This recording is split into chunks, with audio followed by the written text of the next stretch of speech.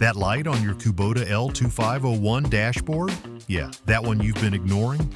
It could be costing you thousands in preventable repairs. Most operators don't realize what these Kubota error codes mean until the engine quits. So let's make sure you're not caught off guard. To keep things simple, think of your dashboard lights like traffic signals. Red lights, those are your stop signs. They're warning you of something serious, so don't push your luck. Green or blue lights, on the other hand, are your friendly signals. They're just status indicators letting you know things like your PTO or headlights are active and doing their job.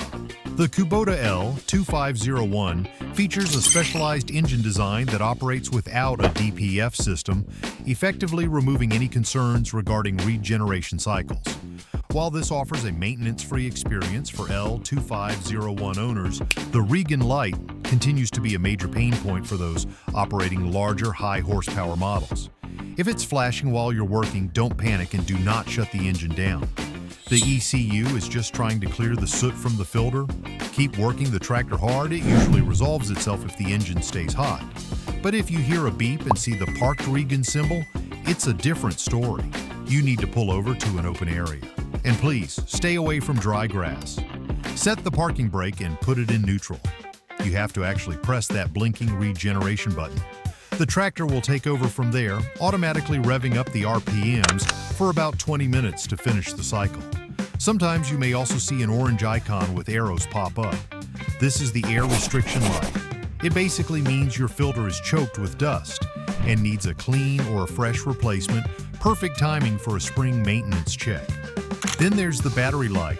This triggers if there's a hiccup in the charging system. Quick tip, if this light comes on while you're out in the field, don't shut the engine off to check the terminals yet. You might not have enough juice to crank it back up, and getting stuck in the dirt is the last thing you want.